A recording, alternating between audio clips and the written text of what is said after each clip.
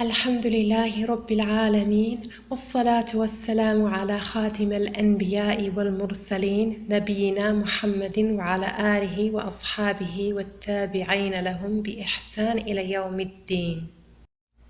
All praise is for Allah, the Lord of the worlds, and peace and blessings be upon the seal of the prophets and messengers, our Prophet Muhammad, and upon his family and companions and all those who follow them in righteousness until the day of recompense. In the previous lesson, we covered the letters, with the exception of the Alif, Humza, and a variation of the Ta. In this lesson, we will cover the relation between the Alif and Humza, forms of the Alif, and Humzatul-Wasl, inshaAllah. The relationship between the Alif and Humza.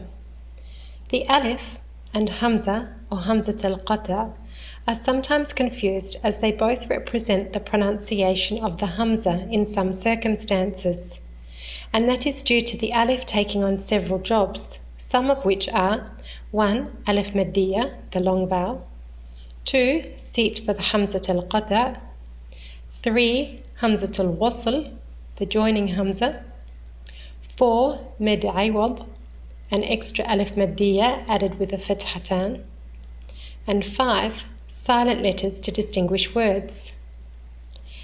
The Alif and Humza sometimes share in the pronunciation of the Humza, as in Humzatul-Wasl.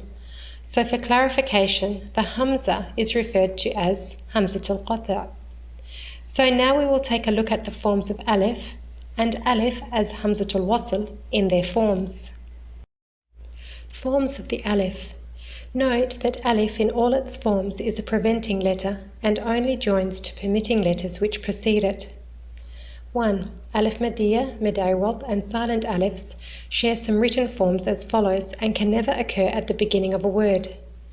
Firstly, after permitting letters it is joined and vertical, as in Ba and Sa. Except after the Laam it is slanted, La. After preventing letters it stands alone, Za, Da. A silent alif is written after verbs with attached subject pronouns which indicate upon the masculine plural which are free of the noon of wuqaya, such as dhahabu, lan yadhabu, and idhabu. Here we have some additional forms of Alif Maddiya. Firstly, an Alif Maddiya is written on an Alif representing a Humza sideways when the standing Alif is pronounced as Humzatul-Qata'. Second, Alif Maddiya can also be written as a small Alif which occurs frequently in the Quran and is generally omitted in text. Thirdly, Alif Maddiya is also written in small form above the shaddah of the Lafzul Jalal, but can again be omitted. Fourth, the Alif Maddiya can also be written next to the Humza after a Laam, such as in Wabil Akhirah. And fifth, sometimes the Alif Maddiya is written in the shape of the Ya without any dots. Below is the chart of Alif in all its forms, as discussed on the previous page. Humzatul-Wasl situations. As some written forms of the Humzatul-Wasl vary according to the word types, it is first necessary to know the different situations the Humzatul-Wasl occur in. 1. Preceding the Laam Ta'rif of the definite article, as in Al-Kitab. 2. Preceding some nouns, such as Ibn, Ibna, Imra'a, Ism, Ithnan, Ithnatan, Isman, Ibnan.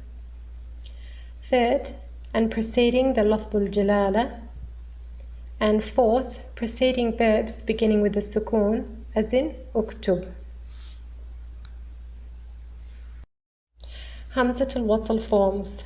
Humzatul-Wasl is written in the Quran with a small Sad above it.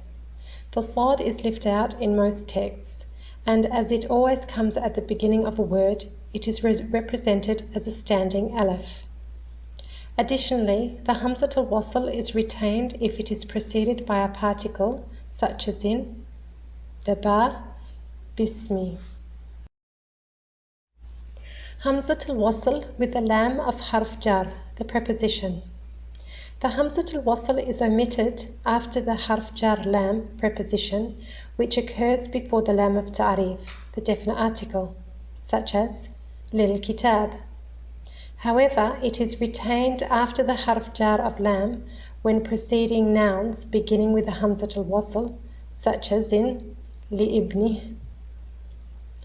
When the Laam of harf jar precedes the word, the lafzul jalala, the word of majesty, i.e. the word Allah, the alif and a lam is omitted, as in lillah. In this lesson we have covered the relation between the Alif and Humza, forms of the Alif and Humzatul-Wasl. Insha'Allah, in the next lesson we will cover the writing rules of the Humza. سبحانك اللهم وبحمدك أشهد أن لا إله إلا أنت أستغفرك وأتوب إليك.